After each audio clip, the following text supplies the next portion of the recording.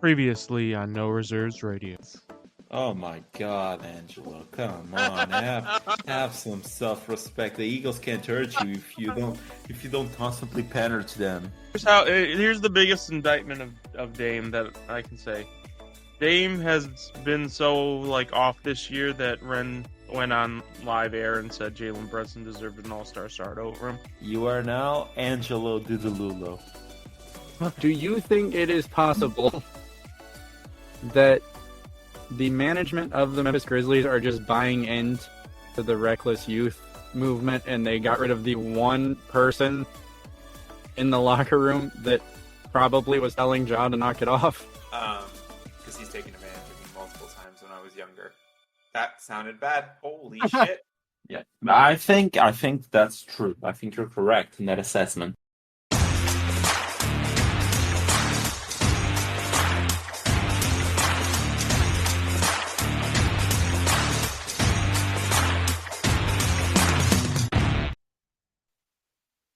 What's going on, guys? Welcome to another episode of No Reserves Radio. I'm your host, Angelo, after taking a hiatus, and joined with me, as always, is Alex. And Alex, fuck you.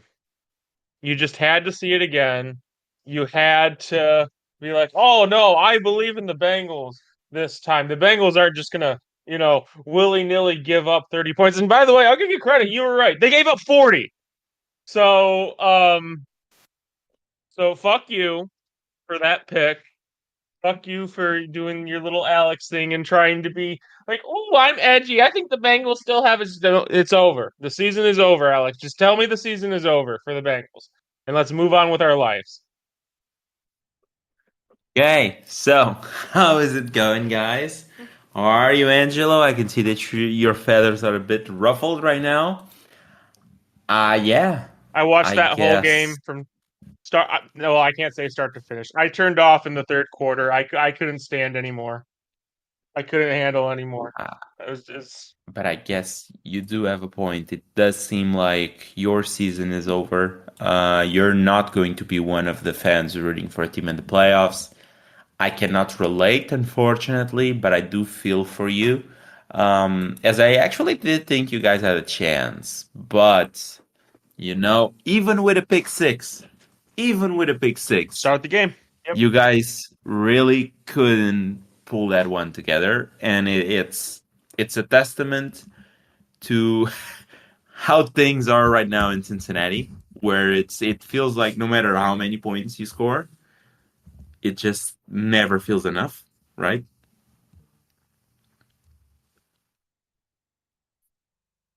Yeah, no, it's never allowing enough. So, allowing 44 points to we got to say that we allowed the Chargers and the Steelers season highs on the year to date.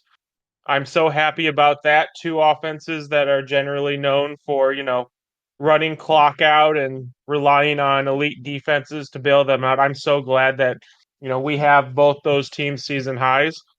I'm so happy for us. Yeah, I mean, I was in the chat with you. I was predicting everything that was happening as it was happening. So, hey, I did predict the last part. Honestly, the Bengals are running out of script. The Bengals they're not actually playing for themselves. Someone just handed them a script, said, "Here, do this," and this is exactly what happened. So, I don't know. I do feel for you because I do like the Bengals somewhat, and I like to see you guys in the playoffs. But this has been rough, man. Jesus. You allowed Russell Wilson 414 yards, by the way. I'm well aware. Yeah. And as you said, we were talking in the chat, and then I was like, yeah, Cincinnati's definitely going to score here. Then they're going to bring this down to a third down, a 3rd and 10 or a 3rd and 5, for example. And they're going to allow a completion that is just going to be a heartbreaking.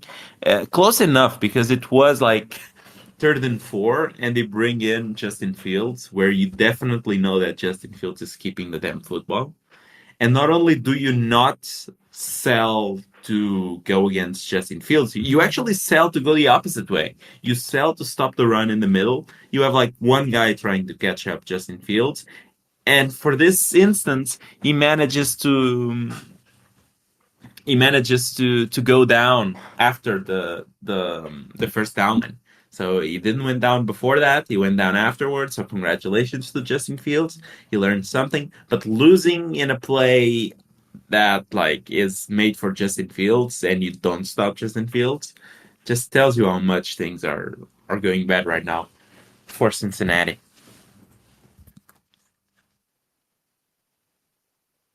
Yeah, I mean, I looked at the stats. I honestly don't know how Najee Harris didn't get more yards. Like every play, it looked like Najee was gashing us. So I I don't know. I don't know. Who the fuck do we even play next? Does it even matter? Oh, I hope you don't allow 40 this week.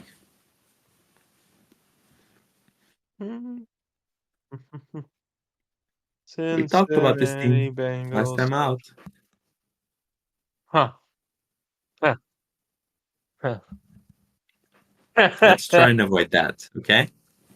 Oh man, this is gonna be. It's Let's Monday night. Oh, this is gonna you- be you're depressing. This you're is gonna most be so definitely depressing. going to give the Cooper Rush truthers fuel. I'll tell you that much. This is gonna be the most depressing thing I've ever seen. It's going to be when like Bryce Young had that great game against the yeah, great quote unquote great, more like good, but great for his standards. Game versus the Packers last year, and everyone was like, "Yeah, but like he had that game with 300 plus yards, and he had like a bunch of touchdowns, and it looked really good." Never mind the fact that the DC got fired the week after because it was absolutely atrocious.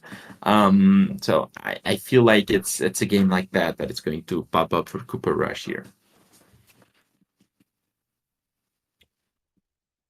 So what do you do next year? Because now it's Pray. no T. Higgins. Okay. It's no T. Higgins. The defense took a step back. Now you're getting some pieces back that have been hurt for a bit now. But you're getting those back. But no T. Higgins. You've paid Chase, you've paid Joe Burrow. So all of those are set. Wait, did you pay Chase? No, you didn't pay Chase, did you? No. Okay. Wait. So Uh, Burrow is paid, but you need to pay Chase this upcoming draft, this upcoming offseason. oh no. Wait. Nope. He's still on his rookie deal. Never mind. Nope. Nope. We haven't paid Chase.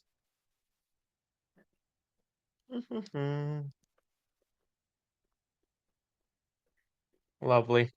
I'm so happy. We I'm so are in happy a for us. tough position, I'd say. I'm so happy for us. Just trade Chase to Seattle. Send DK away. Get Chase in. There you go. I'm just so happy for us right now. Yeah.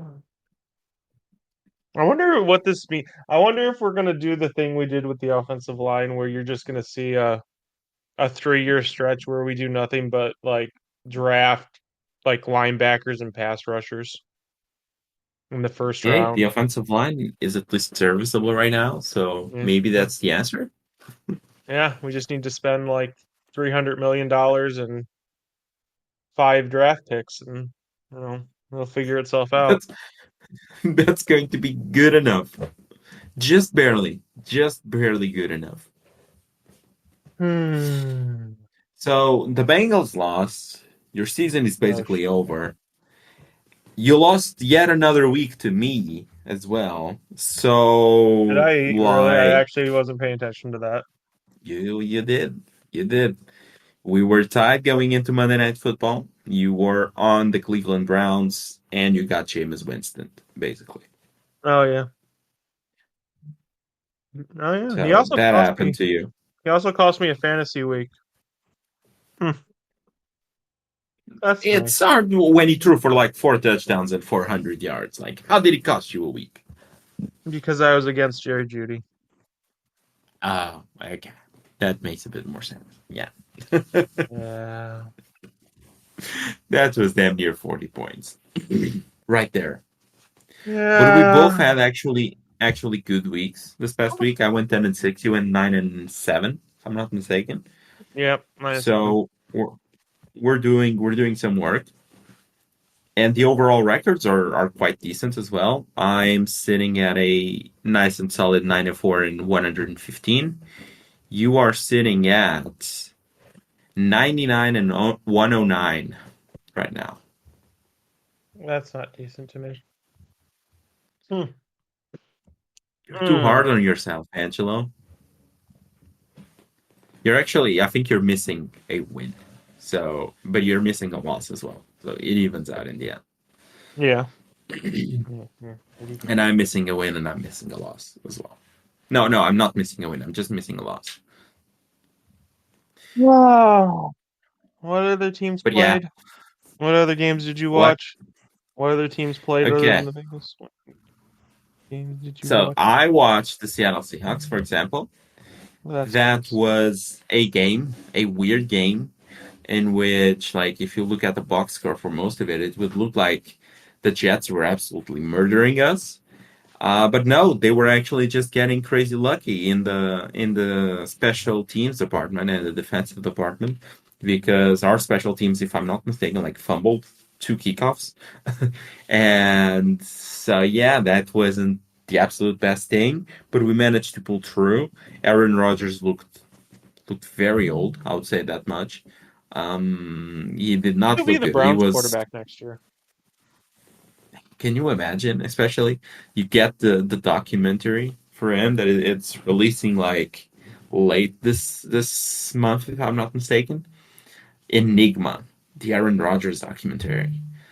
But yeah, like he looked rough around the edges. This team looks rough. I'll tell you right now, before we started recording, Brees Hall was I believe, if I'm not mistaken, they put him with a doubtful designation for this week. So it's not looking as if he's going to be available to play. That's a knee injury for him. So hey, if you're listening to this, I'll say go pick up the Braylon Allen guy. That's going to be a fun one. But yeah, that game, like, yeah, it was all over the place. Out of that game, we managed to fire, not fire, but we managed to release our kick returner. That shit was long coming. He has been very terrible, D. Williams. So now he's cut. We got in Jalen Darden, if I'm not mistaken, from the Tampa Bay Buccaneers. But we managed to pull through. The offense was clicking after a bit of a sluggish period. DK Metcalf had a nice stat. Jason Smith and Jigba had a nice stats. Tyler Lockett really seems like he has been phased out of this offense. Like this is another week in which he has done barely anything. So yeah, it kind of looks like it's JSN right now. Like this is three straight weeks in which he has never broken 20 yards. Like that's his most yards since the bye week. He only has three targets in all three games. He has three, three, three, and then he never crossed the 20-yard barrier. So really does seem like it's maybe it is cut next year, something like that, or he retires. I see him. We spoke about this before. I see him like one of those guys that can retire fairly soon because he does have a lot of interests outside of football. He's a real estate agent, if you don't know. So yeah, it's the JSN and the DK Metcalf show right now. Another game that I watched, and I'm going to need you to give me the props. Anthony Richardson, baby. I don't Another know what win you're talking for about. my guy. You don't know what I'm talking about. No, When he don't know what grabbed you're that talking team and they were down, let me check, they were down seven, and it was around eight. No, wait, they were down how much? That last drive, they were down seven, yeah, with around 5 minutes and 30 to go. And he just pulled a game-winning drive. He had nice completions to what's that guy's name? Exactly. Mo Alley Cox. You see, like he has nothing to work with. That's what I'm saying. That's what you're Mhm, saying. We're both in mhm, the same department. mhm. He manages to tie the game. He manages to bring that game 23-24 with a touchdown to Alec Pierce. Very good catch by Alec Pierce with around 17 seconds left. And then he goes for the 2-point conversion and he wins the game for the Indianapolis Colts. I'm seeing some nice progress from him. And before you go poo-poo in my parade, yeah, he only had 1,000 yards passing.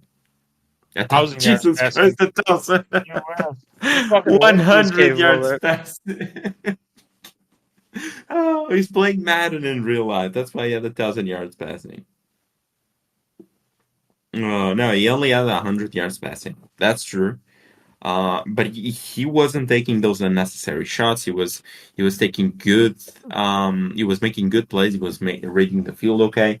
Crazy, isn't it? So the What? way to get Anthony Richardson to play good is to like not get Anthony Richardson to play not like Anthony Richardson. You know, we're gonna you basically turned him into Justin Fields, if I'm being honest. We're gonna just take these short passes, take this one guy, take these short routes, run the ball, run it on your legs if you need to.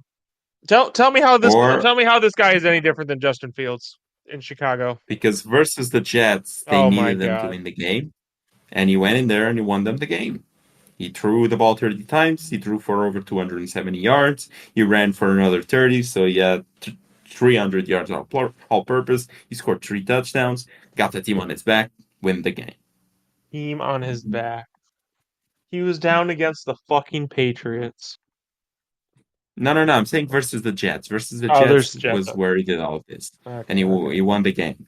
okay. 3 total touchdowns, over 300 yards from scrimmage for him. I mean, that's the difference between him and Justin Fields.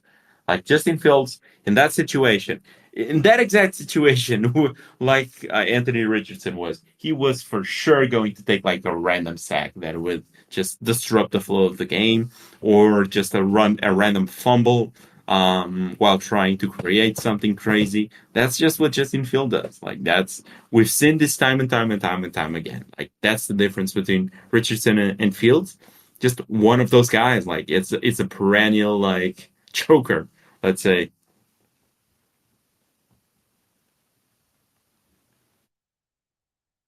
I don't see a difference, Alex. I hate to break it to you. Hey, the difference is one is a starting QB in the NFL. The difference is one is a starting QB in this guy. And one is also the best QB in his division.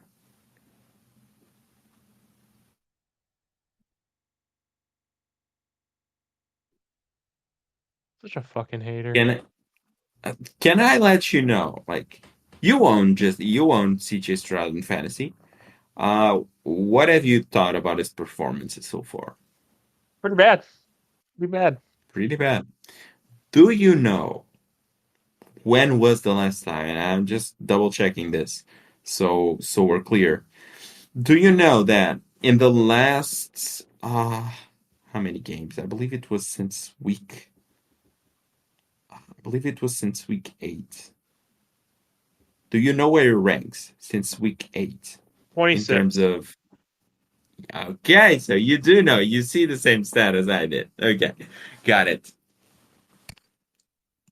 So yeah, 26th for a guy that before the season started, we weren't in here. We were looking at keep trade cut, and people were hyping the fuck out of this guy, sucking him off as much as they could, hawk doing them as much as possible, just so he could be like QB1 for this.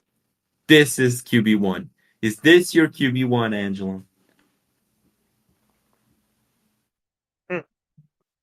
I think yes, I still think he has the potential to be a QB1. Is he playing good? No. No, I thought he is not playing good right now. But There's playing good, and then there's playing like shit, Angela. yes, and then there's playing like shit, and then there's playing like Anthony Richardson, but that's beyond the point. Yeah, the difference is one is good, the other is shit. That's why one is Mm, the best QB in their division, and the other is named CJ this Stroud. guy. This guy. Oh. But yeah, the But Texans just like crumbling regardless, and yeah, there's something having off that with the game. Texans and CJ Stroud, yeah. And it might be just the weapons. It might be the fact that, if I'm not mistaken, is Tank Dell injured again? So for Tank Dell, I don't think so. I think he's healthy actually. He just isn't doing anything yet, like one catch. No, it wasn't Tank Dell. It was Nico Collins. No, Nico Collins is out there. Hmm. I Diggs think is the on the only guy, IR. yeah, But Diggs is on that's the IR. but even then, it seems like Stroud last year had good games when Nico was out on the field. So I don't know. I just know something feels off with them right now. It looks like the offensive line is struggling. It looks like the secondary sometimes takes like weird breaks in which like they It's, just do not know what they're doing anymore. Um, sounds like they take a field trip to Cincinnati. that Hmm. would be fun. They would take a quick field trip to Cincinnati and just What's like that, sir? that would be fun. Like they took a quick trip to Cincinnati, and it's like reverse monsters. Instead of like Cincinnati sucking their powers, no, they just like got the same type of random flu that the Cincinnati Bengals have, in which like they all of a sudden can play defense. Yeah, sucks Like when you see it, man. Sucks they when you allowed see it. Mac Jones to pass for over 235 yards. Now it Yeah, is Mac Jones, so it is like a very good QB, but still. just I don't know. The AFC South seems weird though. So like, I don't know about you, but I don't consider any team in the AFC South a true like contender. I just think whatever the team is going to get knocked out in the wild card. That's just my personal opinion. That's I for don't sure. know. None of those teams are up to the par. Yeah, Like two are already I don't know. eliminated from the playoffs. I'm about to say I don't know if you have some kind of illogical Anthony Richardson love that you're going to be like, yeah, Anthony Richardson's going to do something like go into Buffalo and beat Buffalo. No, he's not, dude. No, he's Yeah, not. I don't think that. I think like he can probably hang around in games a bit more than your average like last seed in the AFC type of team. I think he can probably like I don't think he will upset any team, but I think he can make the games interesting enough to the point in which like the Colts are never sort of ruled out of any sort of game. But I do not think like they would go into like the Bills and upset them, or the Ravens and upset them, or even the Steelers and upset them. I don't think that. I just think that they're probably better than the run of. I think they're better than Miami right now, for example. We're also like in the run for the last seed in the AFC.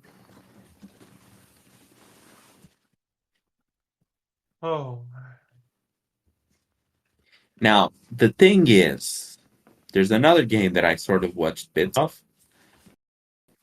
and it was your Chargers versus the Falcons.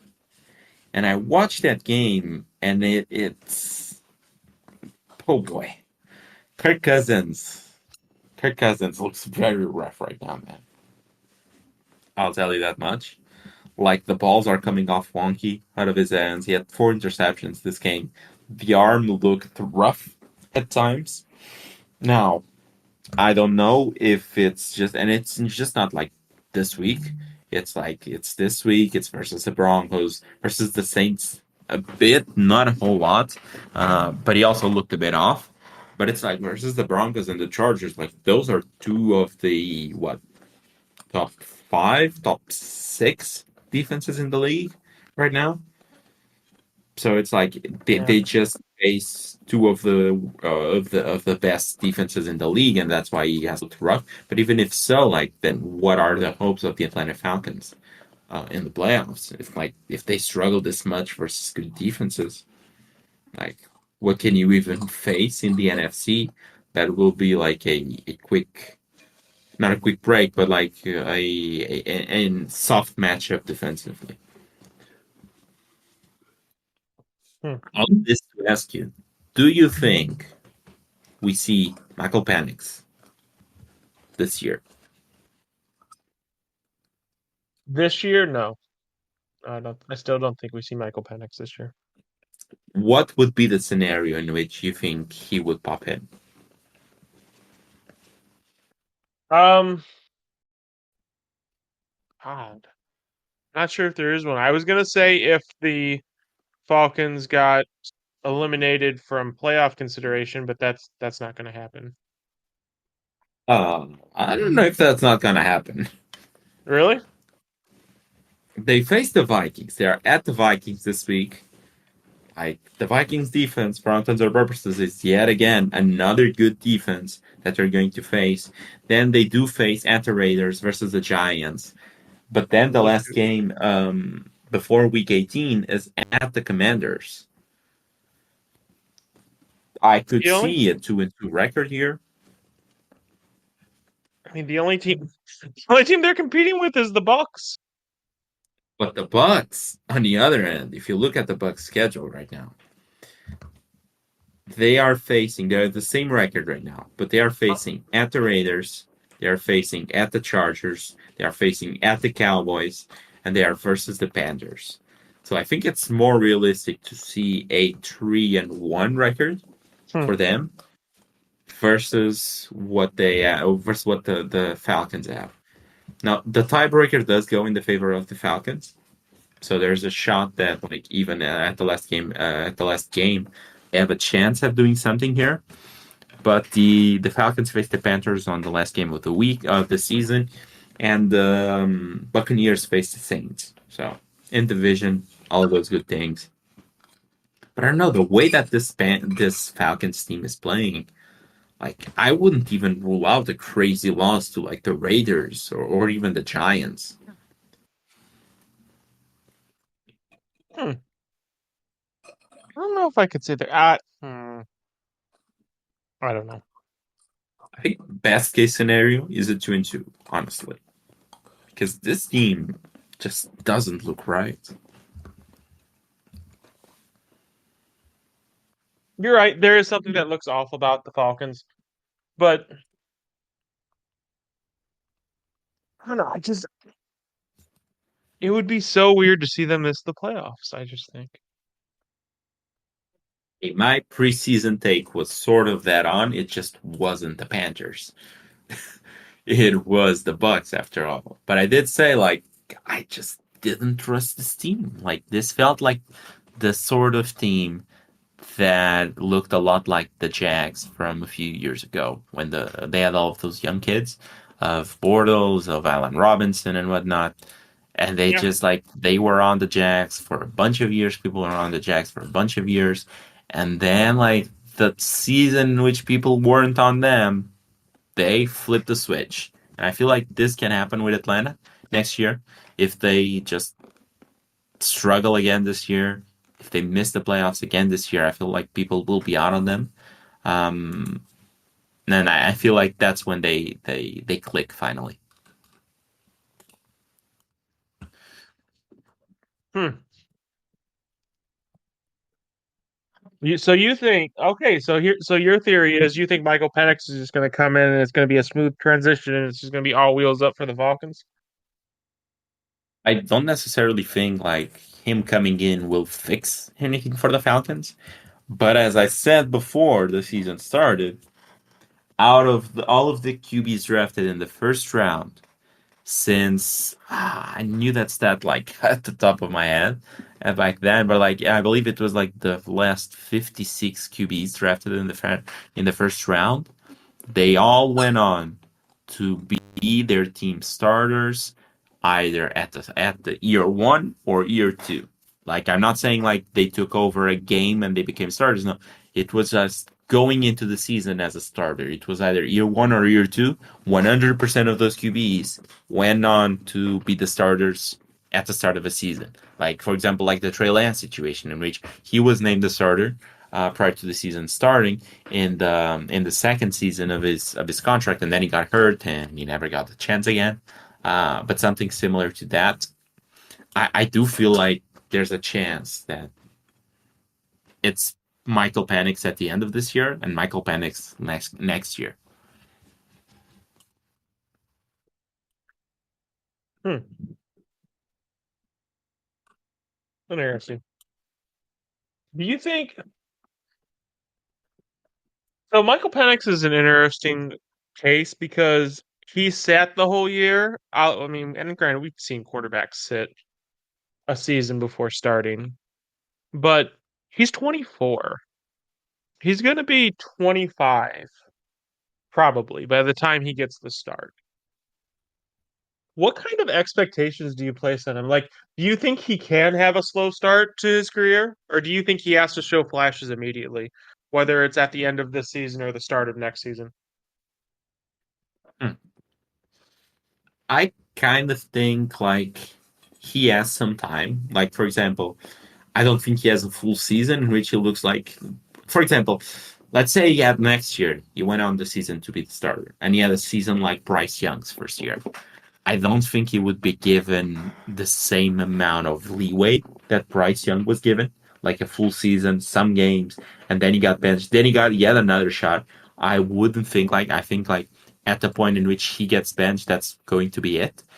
Now, I don't think he needs to be like perfect. I think like a Bo Nix type of ascension would be good for him, in which like he looked rough to start, and they I believe like Michael Penix is even a tad younger than Bo Nix, but looks rough to start. Offense doesn't look like they are clicking whatsoever. And then all of a sudden, like things start to click, things start to slow down for him, and he starts to look better. I think around a season and a half, probably, of not Bryce Young bad, but of like inconsistent young QB, but you see the development is where I would put that like timeline for him. That's about what he has, I would say. I don't think like age will play that much of a part. I feel like the contract is still the much more important part of the whole thing. Hmm. Okay, I'm just curious. Because you don't want to be stuck in a situation in which it's like a Bears with Justin Fields, for example, in which like it's the last year of the deal. You need to make the decision on the fifth year option, and like that's something you can't risk because the fifth year option will really bite you if you take it on. So I would think that it's before that, but before like where we are right now and that there's like 3 seasons. So I would think like a year and a half is probably what he has of like full confidence behind him. Hmm. So you don't think the leash is very long then, for the most part? I feel like it's an okay leash. I don't think it's massive. Hmm. Because he is at the end of the day like he doesn't have the pedigree of a Bryce Young in which he was the first round of the first overall pick, but it's not like Kenny Pickett either. He isn't like a 20-ish type of guy. He was drafted inside of the top 10 if I'm not mistaken. I believe he was pick 8. So he's going to have some leeway. He's going to have some time in that offense. It's not going to be as big as like, those guys that are like number 1 overall picks, but it's going to be good enough, I'd say. That's fair. I think that I don't know. This is just me, but I think there is a bit of pressure in Atlanta. You brought in God, I'm drawing a blank on his name already. I was about to say On Dan Quinn, Atlanta? but that's No, the Ray Morris. yeah, Ray Morris. So the defense has been playing good. You have to pay Kyle Pitts and Drake London here in the next 2, 3 seasons, if I'm not mistaken. I don't know. You have Bijan too. You just drafted Bijan a year ago now. So I think the And Kyle Falcons Pitts. expect more. I think the Falcons, like upper management and ownership, expect more. That's just me though. And maybe that's the wrong assessment. Maybe the Falcons are the one team that doesn't draft a wide receiver, a tight end, and a running back in the first round with top 10 picks and don't expect the team to be good. But I don't know.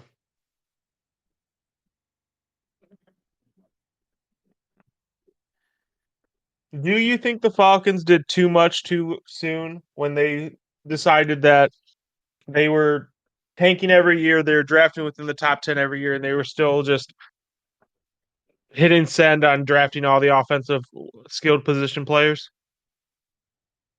Sorry, I didn't pick up the first part. I picked up the rest. Do I think like what team did that? I didn't pick up the team. No. I'm asking what team do you know Oh, drafts offensive weapons with top 10 picks and doesn't expect to results okay, very, got it. very soon, very, very quickly. I mean, looking back, it's hard They've looking done it back in at it. three Like you, straight seasons, by the way. yeah, I'm trying to think of like last year's draft. I know who drafted the offense this year. Early, it was the Chargers, and they went all line. But if we're looking at just skill No. positions players, we're Offensive line is different than drafting a running back, a tight end, or yeah, a yeah, wide yeah. receiver. So looking at just like skill position players, we're looking at like a Malik Nabers that was the Giants, but I do not believe they drafted the guy the year prior.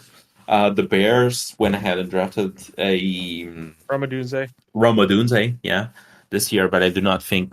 I believe they traded down and they didn't pick up offense. I They were believe it was also in an Darnell Wright. interesting situation to actually get their quarterback too before they even selected Ramadunze. Yeah, And where they also managed. not only that, with that expectation and with drafting Roma Dunze, before they even did that, they still spent buku bucks bringing in a bunch of wide receivers. The trade deadline, they traded for Montez Sweat. They've made a lot of moves. And see, that's the thing. I'm trying to think of a team that was so fucking stupid that they were like, yeah, I know we're having like 6-10 seasons and worse, but I think what we really need is we need to get this number one wide receiver, and then well no well, yeah, I think they did draft Drake first, didn't they? And then Kyle. They drafted Drake, then Kyle, then Bijan, Yeah. and now So yeah, I don't the, know a team that's the like, yeah, Titans. we're winning like 5-6 games every season or less, but we need this number one wide receiver. Oh, we also need this number one tight end, and we need to get the running back position. Like that's not usually how. And then I guess you could have an unorthodox way of drafting and it work, but usually what you do is you build from your front line back. You don't start with the skill positions, then you're like, we'll figure out the trenches later. That's what the Bengals did. Didn't work out too well for them this year either.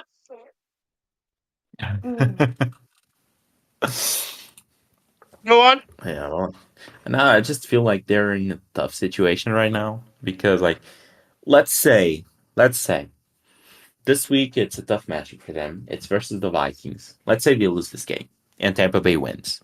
So Tampa Bay is now up one. Let's say next week it's versus the Las Vegas Raiders. They lose a game, like in a weird game in which, for example, like the one versus the Ravens, the Raiders and the Ravens. And it's like they look good for most of it, but then there's like mistakes in the second half that just cost them the game and they lose that game versus the Raiders. And the Tampa Bay Buccaneers win again. All of a sudden, the Bucks are now up 2 games to Atlanta, and they only have 2 games left. So those 2 games are must-win games for Atlanta to have any chance. What do you do? Assuming like in both games, Kirk looks okay, but he makes mistakes that cost the team the game.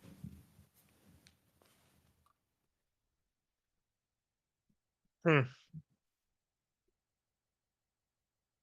So you're saying the team should have won, but Kirk is the direct reason that they lose? Do you think? Yeah, Hmm. Hmm. I still, I you still think still you let never. it ride, basically. Yeah, I think the Falcons are all. They paid the motherfucker buco bucks. I think they're all in on the very least letting Kirk ride this season, and then having a quote unquote true quarterback competition for preseason next season.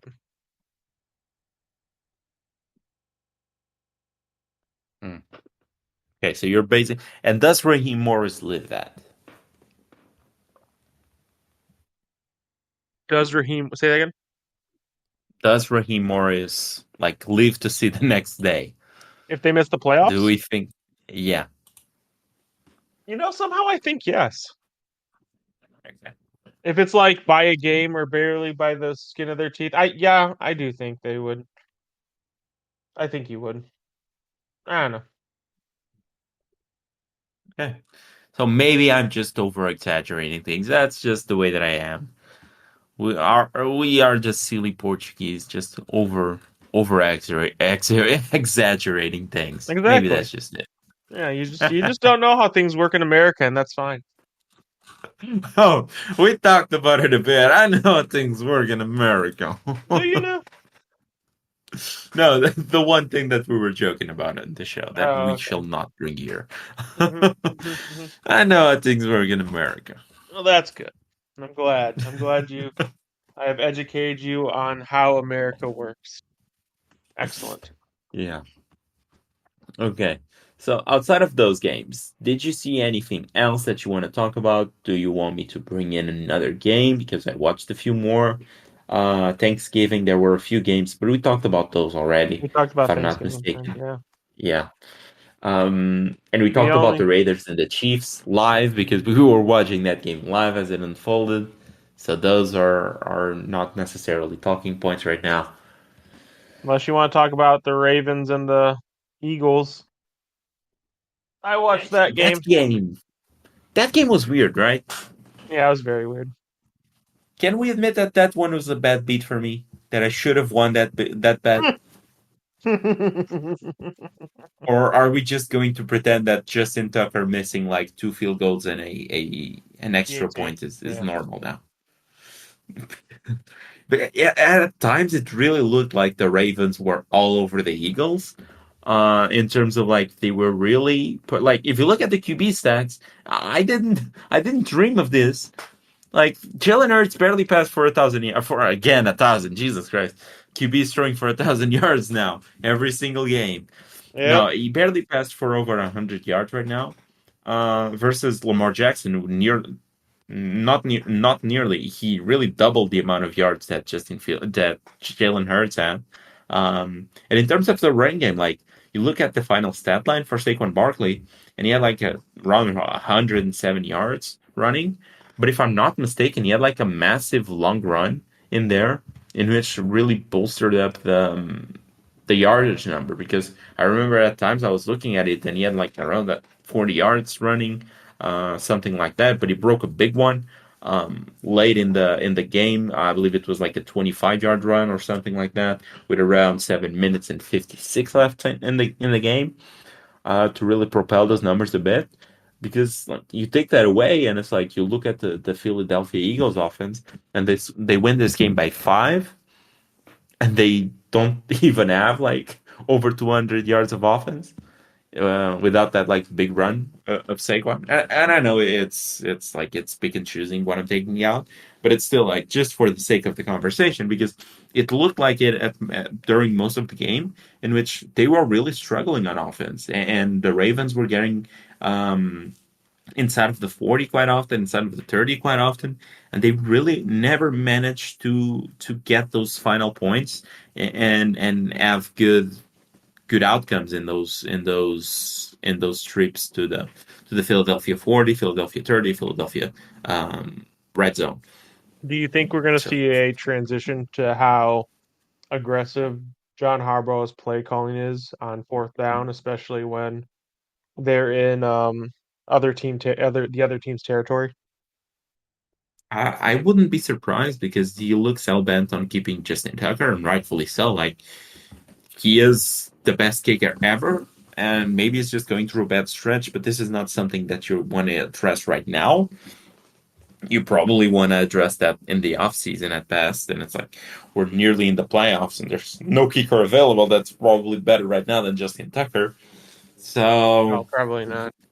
Although it's, there are kickers who doesn't have the yips, because that's what it really looks like. It just looks like Justin Tucker has the yips right now. And it does I know it does look there's been situations in previous seasons, like the Cowboys last year. I don't know who with the name of the kicker, but I do know that the Cowboys did replace their kicker at very late into the season and going into the playoffs because of that. So it's not like a kicker hasn't lost his job because of just a bad or what could have been just a bad stretch, but not someone. It's weird to say this for a kicker, but not someone with the name recognition as prolific as Justin Tucker. It would be like if Janikowski went through a bad stretch and we're talking about the Raiders replacing him. Yeah, but I feel like part of the whole discussion is just like this type of kicker, and I don't think you will see many situations like this one because it's just not very common. The best kicker of all time just having this rough stretches at times. So I feel like this is a very unique situation for the Baltimore Ravens. Hmm. In my opinion, I think you kind of have to write it out. I don't really think like there's anything that you can do at this stage to change anything here really. So I just really think that you have to write it out. I don't think replacing them will do you any good. Purely because of the type of player that he is. I also don't think that the Ravens organization is that type of organization where No, they no, just like no, kick the player to the curb at this point. no, no, no, Um, no. They just do that when it comes to changing teams.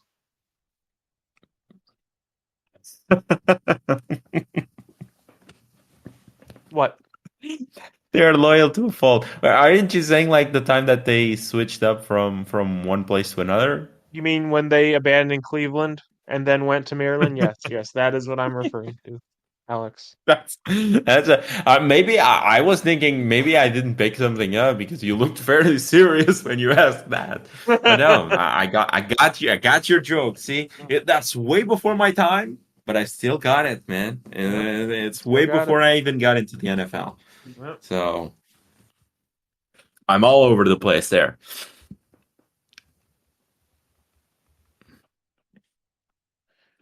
Okay, so outside of that, so that game was kind of weird. I lost that game, unfortunately. Should have won it, but bummer. It is what it is. The Commanders got back into a groove here. Didn't look all that necessarily hard to do versus Right. this Tennessee Titans team that got like 19 points, and two of those were long touchdowns to Westbrook Akine. So yeah, that's just great offense. Hey, I'm glad that I was right on that one as well. I'll tell you that much. Tennessee Titans being a dumpster fire. Is Will Levis done next year? Yeah, I don't think Will Levis is going to be quarterback in this team next year. Mm. Does Will Levis have a job next No, year? the only saving grace is for the Titans, if you're really like still hardcore on the Will Levis bandwagon, is there is apparently not a lot of confidence in this upcoming quarterback class. I don't know if it was you who shared this tweet, but someone shared a tweet from a scout around the NFL that said that executives around the NFL kind of see this quarterback class as like you make that selection and then you're probably losing your job within the next 2, 3 years. So, and that's for everyone. That even includes Secure Sanders. So I do think because the NFL is basically a giant think tank, an echo chamber, I think there is a possibility that the morale and the view in NFL circles is so low on this quarterback class that Will Levis does start next year. Is it something I would bet on as someone who does these picks? Probably not. But I do think there is a case to be made if you're really hardcore on Will Levis's camp that yes, Will Levis is starting next year. I just don't think, based on what I've seen, that it's very likely, especially with Callahan. I'm pretty sure Callahan thinks he can make something work with one of these quarterbacks. Which one is it? Not sure, but I'm pretty sure he thinks of at least one he can make work better than what he's seen from Will Levis right now. Plus, they're like a game outside of being the first overall pick. So Yeah, so they can have their basically pick of the litter. yeah, and they're like they're just sitting at 3-9. The first overall, there's a bunch of teams sitting at 3-9. It's them, it's Carolina, it's the Jets, it's Cleveland. Then you have one team sitting at 3-10, which is the Patriots. And then you have the Giants, the Las Vegas Raiders, and the Jacksonville Jaguars sitting at 2-10. So it would require those teams to win games, which kind of hard, not gonna lie, but like they are right there, I'd say, and like they have the best QB to do that, which is just a turnover machine that loves to throw the ball the other way. It's weird. Like let's put here two scenarios. So you have two QBs flaming out of the league, and you have to take the shot on one of them. Do you take the shot on a guy like Will Levis, which is like he clearly shows you that he has a decent to good arm, like he can put some zip on it, he can make some good plays when needed, but he's an absolute head case. Like the dude cannot get out of his own way. He's constantly making bad decisions on the field. He's also putting mayo on coffee, so like the decisions off the field are also kind of questionable, but not to the point that they are on the field. So he's like constantly making boneheaded plays, boneheaded mistakes. The coaching staff is done with this guy. Or do you take in a guy that doesn't make as many mistakes?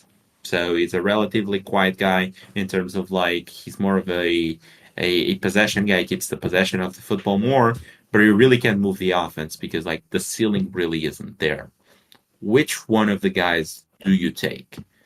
Do you think you take the guy whose ceiling is a bit lower but doesn't make mistakes, and you try to run a system a bit like run heavy scheme where you need them to do the absolute least? Because we have seen teams had success with that sort of scheme.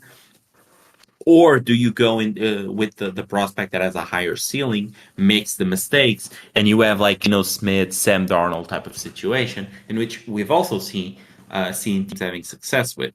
Which one of the two scenarios do you rather go with? Because You cut out. look at this. Where did I cut out? You cut out at would you rather have a Geno Smith, Sam Darnold situation? Okay. Honestly, you cut out most of it. So you're asking, would you rather take a chance on Will Levis? Would that there's something there and you can bring that out, but you potentially have like a Sam Darnold situation where you've you didn't invest much money, but you did get the talent out, but now you don't know if you have the guy at quarterback, or would you rather just take the quarterback in the rookie draft, knowing that the quarterback class is viewed as very rough and roll the dice? Is that what you're asking? No. No, I'm saying you have two prospects. Let's try Mm-hmm. and see if I'm not cut off here. You have two So you prospects, have okay? two prospects. Yep. You have Will Levis, the guy Will that has Levis. higher ceiling, very high ceiling, but he Mm-hmm. makes the worst decisions. Like he's constantly throwing those Yep. dumb-headed, There's a pick a game. those mistakes picks. Yeah, just like the pick sixes, whatnot. Like can never get out of his own way on the field. Ceiling of Or Brett do you Favre, floor of Kyle Bowler. Go on. Yeah. Or do Go you on. take a guy maybe a bit like a Bryce Young in this scenario in which it's like the ceiling really isn't there most of the time. You really don't see it a whole lot. He's kind of limited in terms of his arm, but he isn't making a whole lot of mistakes in terms of like turning the ball over, and you can sort of run with it a bit, and you run a bit of more of a run scheme, a run heavy scheme, and you try to minimize what he does with his arm because we have seen success with both types of redemption projects Yeah. or rejects having success in the NFL because with the Will Levis case, you've seen like guys like Geno Smith, Sam Darnold who really struggled with the mistakes, and then they went on and became better players and had better seasons. And you've also seen like teams having success with more limited QBs in terms of like what their upside is. But if they do not make the mistakes, they can run a decent enough offense with it. Yep. So which would I What have? sort of prospect do you go? Yeah. So I don't know if you know this, but my dad and my mother they coach together. They're coaches. And they have this philosophy, and I am about to share this wisdom upon you and this philosophy upon you. You ready? Yeah. It's easier to take a guy who's going 100 miles an hour and tell him to slow down than it is to take a guy going 5 miles an hour and telling him to ramp up. I would rather go with Levis. I would rather chase the potential of the high than try and rev up a low. Okay. I figured it as much because you're also more a risk taker in terms of like what you would take in terms of a risk, what you would consider an okay risk to take.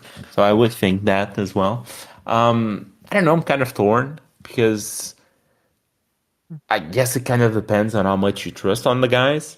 Um, but yeah, I'd probably take the ceiling as well here in this scenario.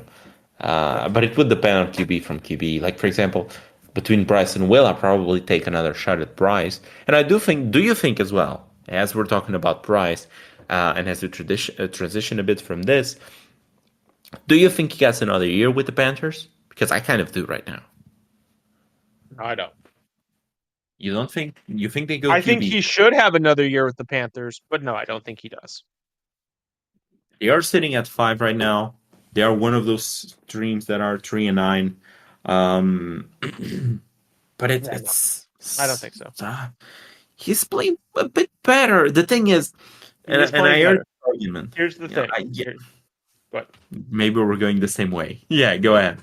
here's the thing. The Panthers don't exactly have an amazing track record of patience and making the right decisions. So I do think if it is not at least in the back of the current head coach's mind, then he's a fool. That it would be better to try and go in a different direction and buy yourself more time with a different quarterback than it is to roll the dice with Bryce again. And if it doesn't work, you're fired. Does So that it's make a bit sense? of this, yeah, but because it's the same sort of rationale that I had with like Eberflus and Fields. It's Yeah. like, yeah, sometimes you have to cut the plug and get your own guy in the door. I just don't know if Canales really is that hand tied on terms of time and in terms of like how much time you will actually get to be in this job. Like I said, the But Panthers don't exactly strike me as the most patient of groups. could they be a bit better now though? Could it be that they're improving as a team? Yes, absolutely. They could be, yes, absolutely. That doesn't mean they're going to give them the time of day. The ownership's going to give the GM and the coaching staff the time of day. Because at the end of the Especially day, he doesn't see the improvement. He might see some of the improvement, but he still sees the result. He still sees 3-9, despite if it's like I know you're the guy that's like they're winning, but they're not winning good enough. I don't think ownership as a whole, just across the NFL, I think they just look at the result. I don't think they say, okay, this was a good 3-9. Just like I don't think they say, okay, this is a bad 10-1 start. I don't think that happens. hmm. Yeah, I mean, for a reason, Marvin Lewis was in charge as much as he was, right? Yeah, you saw the result. He technically won more games than he lost. You saw the result. See, that's all that matters. And it's also tough because, like, we're saying, at least I'm saying that Price looks better, but it's like he looks better versus what he showed to start the season, and what he showed to start the season was probably the worst QB play I've ever seen. So Yeah, it's for sure. like it's comparing him with him, and it's like maybe versus the rest of the field, he's still like relatively okay-ish at best. But I don't know, like he has at least done things better, and he has shown more poise in the pocket. He has shown more capability to move the ball. The throws are being a bit more decisive right now. Plus, they are 3-9, and they are sitting at fifth right now, fifth overall. And as you said, could it be a situation in which like this QB class is like the Kenny Pickett QB class, in which like people really avoid it? We're all of us going to be projecting like Shadur Sanders to be a top 5 pick, and then Shadur Sanders goes in like the 20th. No, 1,000%. And I know historically, granted, we've only been doing this show for like a year now, but historically, because you know me a lot longer, historically, I don't like making evaluations on the rookie class until I actually have some kind of metrics. But at the same time, I do think that anyone who is confident in saying that their starting quarterback right now isn't going to be their starting quarterback next year, other than like situations where like the Jets have already announced it. Like that's not an argument. I think you're crazy. I think if there's a debate, there's going to be a lot more organizations than people think that are going to stay with what they have now rather than take that role when they have a bunch of people in their ear saying, "Well, this class isn't very good." And that doesn't mean the class isn't good. But if that's the perception, perception is reality at the end of the day. Yeah, I do think that makes a whole lot of sense as well. Plus, this is the guy that, for all intents and purposes, they actually did want to draft like Kenny Pickett super high. Now, I don't know if that's actually accurate or if those were just the reports at the time. He didn't actually end up drafting Kenny Pickett. But all of the reports pointed towards him wanting him in. But it's also because like he was from the college that he has like a big role in which Tepper has a big role in. If I'm not mistaken, there's like a statue. Yeah, there's like a statue of him in there, isn't it? Because he's a big backer of the college, if I'm not mistaken. Yeah. So maybe that was just it. But I kind of want to see the kid get another chance. And I don't know if he would get another chance outside of Carolina. So I want Carolina to at least give him some time. Bring in a vet backup. Get in Jameis. Like, he has gone to Tampa Bay. He has gone I know to we're the in this Saints. weird era of the NFL where, and I think that could be a discussion for fantasy purposes as well. But we're in this era where just because the quarterback is a bust doesn't mean that's it for him at this exact moment. You would have thought 3, 4 years ago, Sam Darnold was done. Sam Darnold, that's it. No more chances. Sam Darnold's now. We talked about him for MVP votes earlier in the year. His team is 9-2. And Jameis into. Winston. Jameis Winston had a 30-30 season. Then we haven't seen him since, and he's back. So I don't think.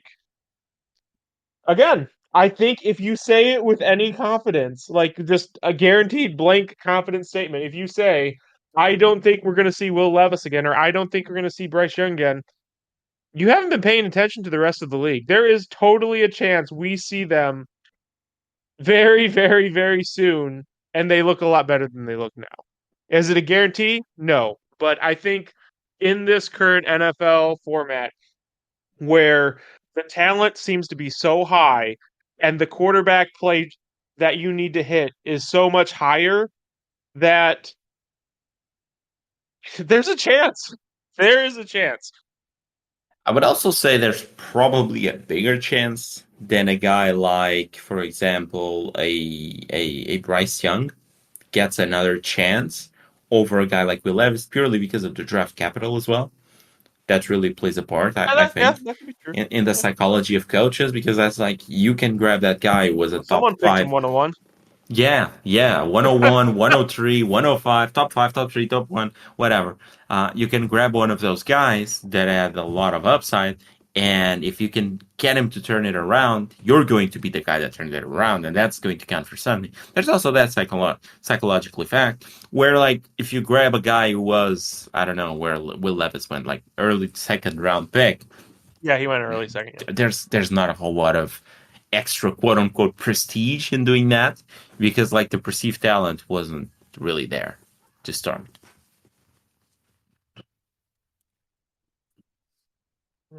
Yeah. Reclamation projects around the league. Reclamation projects around the league for all. We need to get into these predictions, by the way, or There's we're going to be there's here all there's day. one last game that we need to talk about. We can sort of rapid fire it, but how about those sacrificings? How are those sacrificings going this year, Angela? I hate to say it, but the 49ers are the ones who got sacrificed, not the other way Okay, around. sacrifice. I'm still waiting for them to turn it around. I'm told that it's going to happen eventually. They're going to turn it around. They're going to make it into playoffs. They're going to fix things up.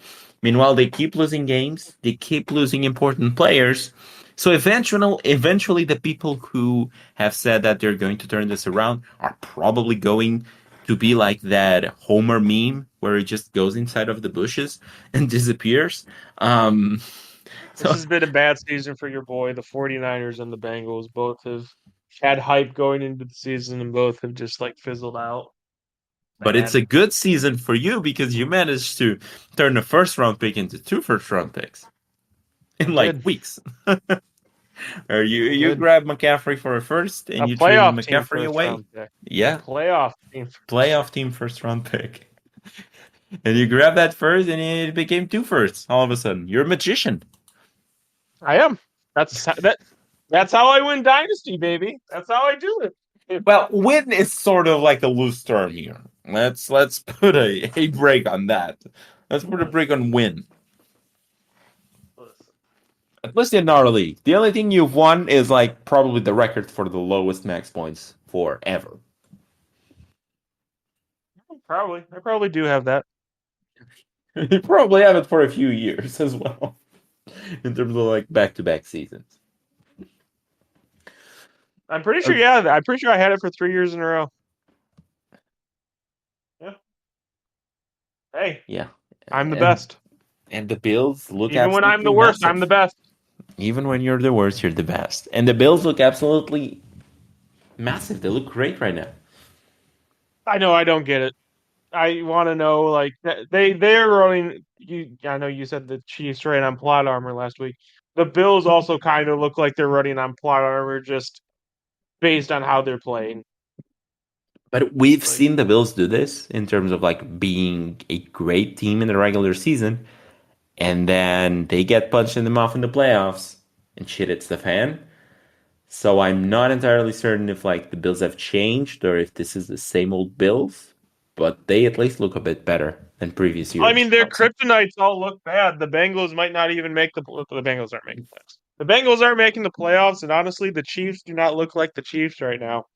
So there is a scenario where both the Bills kryptonites just get knocked out this year fairly quickly. And they lose to the Lions Then in the what? Super Bowl.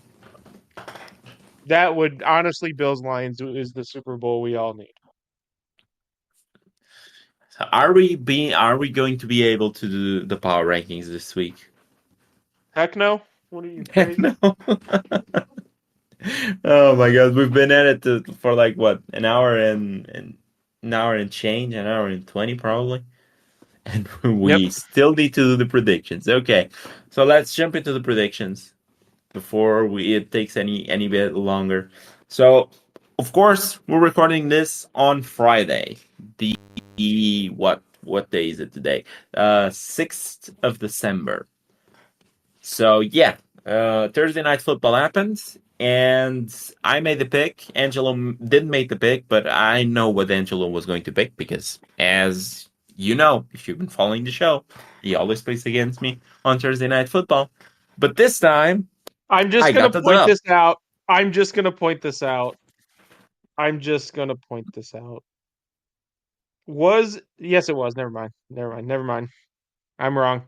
I was gonna say this game wasn't on Amazon, but then I looked it back up. No, It no, was. no, no. This one was on Amazon. Yep, you got an Amazon win. Week 17 is on Netflix. They're Yeah, doing Wednesday night games on Netflix now? I would check when do you think it's like what day is Wednesday? Christmas on Netflix. Oh, okay. Yes, Gotcha. they got two Gotcha. games. Gotcha. They must have paid an arm and a leg to get Christmas games. Anyway, sorry, go on. Okay. So as I said, this week I went 10-6. You went 9-7. Correct me if I'm wrong, but I You're do right. think I'm right on that one. Um, and this week is another week. I am now what? I'm 6 games. I'm trailing you by 6 games right now. I still have 6 weeks left. Wait, six? No, still have 5 weeks left to catch on. So, and we're on a good track because I won Thursday night football. So let's get it going. So this one is usually you. Do you want to start or do I want to do you Yeah, I'll want me to start start? since we're gonna Okay, do. We're gonna go by our norms, the normies. the Um, normies. Jesus, Jets, Dolphins in Miami. Dolphins are favored by 6.5 points. Just give me the Dolphins. Like I don't want any piece of the Jets. The Nobody Jets ever look bad. does. The Jets look bad, Yeah. dude. Yeah, we made this complete like 150 in which like we go from the Jets being favorite every game and losing. So now they are like 6.5 point underdogs. So that's fun. But they are actually very bad, and they might be without Priest all right now. Yep. Now Braylon Allen has Brees Hall actually is shown doubtful, that. by the way. So Yeah, yeah, yeah. I think I mentioned that at the start of the show. yeah. So he's doubtful. It's probably going to be Braylon Allen right now. Sauce Gardner is also doubtful for this week, so that's going to be fun. Uh, but like this Miami team, I don't know. This Miami team needed to win the game versus Green Bay. I was hoping for a good showing versus Green Bay. They got in there and they got their mouth absolutely punched out of it, and they just didn't really fight back. Like they got punched and they sort of rolled over and died. I don't know if they still have any fight left in them. Um, I guess give me Miami still. No, no, I, I don't know. Give me the Jets. Purely, I don't. 6.5 points is a bit much. I have to go with the Jets. I don't know what is left of this Miami Dolphins team. Plus, there was like a boast of Tyreek Hill, heavily hinting at retiring as well. I don't At the know end of the what's season. up with that. Yeah, he said like, He's the writing on take the care of. goddamn wall, dude. Like, come on now. Yeah, he did say that, but he said that it was going to be like at the end of the year, at the end of his contract, not like at the end of the season. And like now he's making posts of like, love the thing that you do because it can leave you fast or something like that. Like an art and him getting out of the tunnel or inside of the tunnel. Very omnibus, ominous. Okay, long day. Next up, the Atlanta Falcons at the Minnesota Vikings. The Vikings are 5.5 point favorites right now. Um, hmm, like this Falcons team is a weird one because, as I said, a lot of problems. But this Minnesota Vikings team never really manages to put games away. Like they were losing to the Cardinals for damn near the entirety of the game, and they managed to pull a win in the end. Like winning by margin doesn't seem to be like their thing. So I guess I'm gonna go with Atlanta plus 5.5. Actually gonna go to Minnesota here. Minnesota. Minnesota. I do think the way the defense is playing, Kirk throwing a pick six is definitely in the cards. Something just feels off with Atlanta. Last game, Atlanta was kind of just Bijan or bust. I don't even think Kyle Pitts got a reception. No, Kyle Pitts didn't even get a reception in the last game. So Things are yeah, no, looking great. yeah, no. Give me Minnesota. All right. Next up is It's the the New Orleans Saints at the New York Giants. The Saints are favored by 5.5 points. Just give me the Saints. There's nothing about this Giants team that inspires any kind of fucking confidence in me. I'm still trying to find the confidence that the Saints inspire in me as well. So I guess I'm gonna go with the team playing at home and getting the points. Give me 5.5 for the Giants. It's probably Drew Lock, so maybe it's a bit better than Tommy Cutlets. So yeah, the Giants plus 5.5. I guess I'll roll with that one. The Carolina Panthers at the Philadelphia Eagles. The Eagles are 12.5 point favorites. Yes, they are. Um, 12.5. And the Carolina Panthers hang. I I want to say yes because the Eagles look rough, but even in a game in which the Eagles looked rough and they really couldn't put a whole lot of offense together versus They the still covered the Ravens, spread. they still covered the spread, and they covered way more than the spread because they were underdogs, if I'm not mistaken. 12.5, I guess. Give me the Eagles. Give me the Eagles. You know what? Give me the Panthers. You're just going against me for the sake of it. Like this one, going against the Eagles is definitely not your thing. No, you're right. It's not. You're right. It's not. I actually thought I'm gonna go with the Eagles because, like, at worst, this is a dead even game where it just picks the Eagles as well, and it's like it's just a game that goes into the garbage bin. Nope. Not happening. Oh Lord. The Cleveland Browns at the Pittsburgh Steelers. The Steelers fresh off scoring 40 on the Bengals. The Steelers are favored by 6.5 points. Hmm. Give me the Browns to cover. I don't know what I'm thinking, but give me the Browns to cover. I feel like that's a relatively popular um pick this week from what I've seen around the betting community. It is the Cleveland Browns. I just always find these games weird, like the ones in which a team gets beat on a primetime scenario and then they turn around and it's almost damn near the next game. It's like it's a game. There was a game in between, but that's it. And they just go and face the Cleveland Browns again. Ah, I don't know. I feel like there's going to be a revenge narrative here for Pittsburgh because they did feel like they should have won the Cleveland Browns game, and it was the snow. I feel like they get one over. They get one back on Cleveland. So give me the Steelers -6.5. Okay, the next stop is the Las Vegas Raiders at the Tampa Bay Buccaneers. The Buccaneers are 7.5 point favorites. Playing at home. I have some stats here for you. I brought some stats back. So for the Raiders, they have covered each of their past 4 games that have played on short rest. But on the other hand, the Bucks are 3-1 ATS as a favorite this season.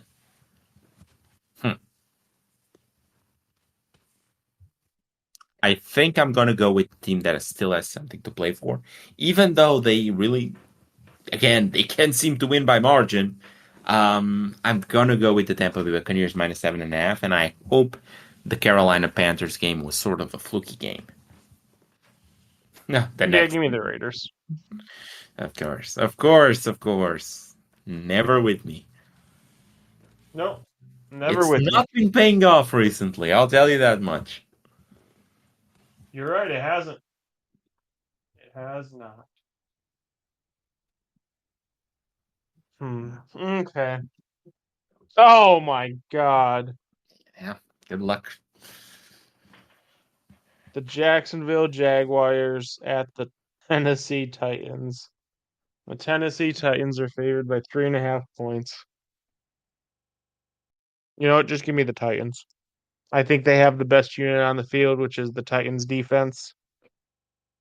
Um, Hey, same exact rationale. I'm just gonna go with the defense, and I hope there's still some rest of the magic left from start of the season left in them, and I just hope and pray that Will Levis just makes one of those dumb mistakes. I can take 2. Just give me one. One is good enough. So the best scenario is they're up early and they just run the ball to the ground. That's basically all I can ask for. Okay. My Seattle Seahawks They go at the Arizona Cardinals. The Seahawks are plus 3.5 point underdogs in this game. Um, hmm, hmm, hmm, hmm, hmm. I feel like this Arizona Cardinals team is weird because when you least expect them, they just surprise you and they pop up out of nowhere. But I've liked what I've seen from my Seattle Seahawks, especially on defense. Ever since we made the changes at the inside linebacker position, we've been playing better. The defense has been looking a bit better every game that pops up, and I feel like Mike McDonald has really worked his way into this team and into being an NFL head coach. Plus, the one big issue that we've had constantly is the mistakes on special teams. Maybe we've figured that out with the new kick returner coming in and cutting in the old one. So at least we're acting on it. We're acting on the things that we've been doing bad for the season. First at linebacker, now at special teams. So give me Seattle plus 3.5.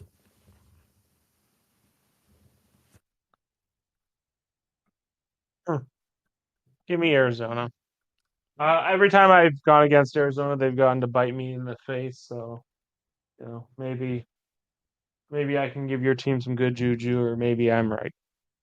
Either way, I win. Oh, the Chicago Bears at the San Francisco 49ers. Oh, how the mighty have fallen. The 49ers are 3.5 point favorites.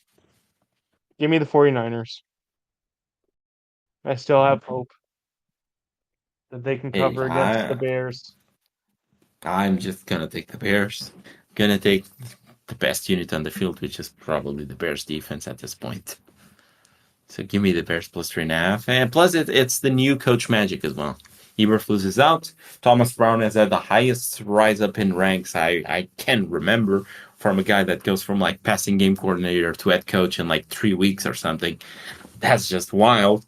So yeah, give me the Chicago Bears plus 3.5. Okay, Buffalo Bills at the Los Angeles Rams. The Bills are 4.5 point favorites, which seems very short. Favorites by 4.5 at Los Angeles after the game they had versus the San Francisco 49ers. Doesn't this look like a letdown spot for the Bills, in which It they win does. this game, but they come out looking absolutely flat? It The do. Rams are no pushovers either, though. So I think I'm gonna go with the Rams. Give me the Rams plus 4.5.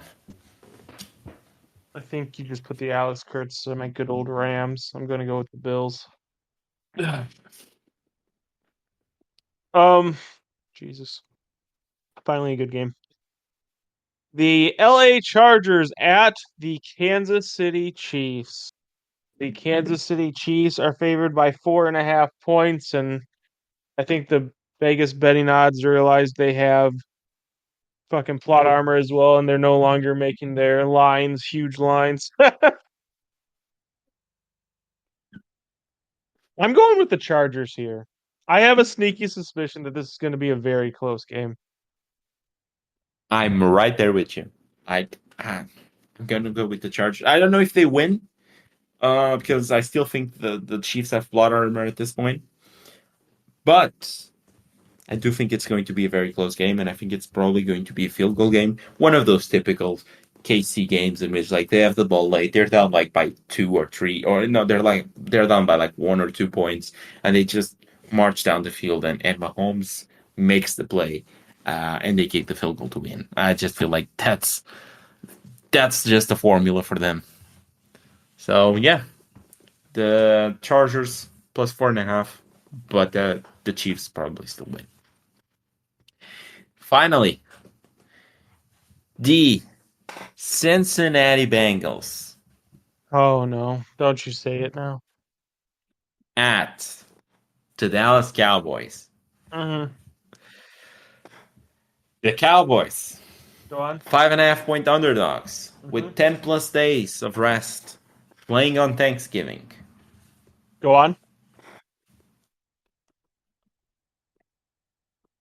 Give me Uh-huh. D. Tie. No. I don't want to pick either side because you're going to pick against me regardless. So and I was like, if I do not have the confidence in this one, can't be a loss. Oh boy, give me, give me, give me the Bengals. Oh, you. Like I can't. There's You no know they're world. giving up There's 30 no way points. You they know they. cannot give 30 points to Dallas, man. There's no way in hell they can give 30 points to Dallas. What do you So want to I'm bet? just going What off do you of want to that bet? premise. What do you Hey, want to the bet? game. It's what I'm betting. You want to put a first round draft pick on it? No, no, I'm good Oh, on that one. okay, okay, okay. I've seen a lot of Bengals games. I'm okay on that. Yeah, I'm just going It's Dallas. it's You fun know, that you liked the Did- Chargers so much last year. Now you're basically the Chargers. no, we're much worse than the Chargers. No, the Chargers from last year. No, we're much worse Or than the it's just Chargers. Are like, no, it's just like back-breaking loss after back-breaking loss, and just like losing the worst case scenarios, and just like losing in the weirdest scenario in which like you're scoring 40 I, points, but you are like 41. So I don't know. I don't know how you win by 5.5 points when you give up 30 points. You know, unless you. you So what are scored you? How many 36, points are you Angelo. projecting What the the fuck? Bengals to That's score? math. Are you projecting the Bengals to score? 36. Okay. It's 36 to 30. Okay. Okay. That's all I need. That's all I need, and that's probably the show, right? Yeah. Yeah. I'll let you. I'll set you free, friend. I'll set Okay, you free. okay. So this is coming out on Saturday, I hope, right? Yeah, because we're recording the Okay. basketball today. Okay, perfect. So Saturday, you're going to be listening to this on Saturday. Thank you guys for staying up until right now. Hope you enjoyed the show. I'm sorry that we missed up a show this week, but like schedules really didn't Scheduling. match. We're back. Yeah, yeah, but we managed to set up next week already. So next week it's going to be shows out on Tuesday and on Thursday. So stay tuned for that. We have the schedule lined up, and it's going to be great. So 2 shows next week, only one this week. But I hope you enjoyed it. It was over 2 hours or long, or around 2 hours. So yeah, hope you enjoyed this one. Thank you guys. If you're listening on the Apple Podcast app, if you're listening on the Spotify app, just make sure to subscribe, to leave us a 5-star review, to turn on the auto downloads as well. That's really what helps out the show the most, if I'm not mistaken. So yeah, it's completely free. So easy enough for you. And if you're listening on the YouTube, you know what you do. I mean, you've been doing this for a while now. You've been using YouTube for a while. Like, you don't need me to grab your hand and do the things. You just do the things that help the algorithm. So that's it. You managed to get a show this week. If you didn't get the one from last week, you definitely need to go and check the podcast because it's over 2 hours long, and you do not get those. So yeah, hope you guys enjoy it. Have a wonderful weekend of football as well. It's drawing to an year. Like, we're on week 14 already. 4 more weeks after this one. But it's been a blast, guys. Thank you so much, and talk to you next week. Peace out, guys.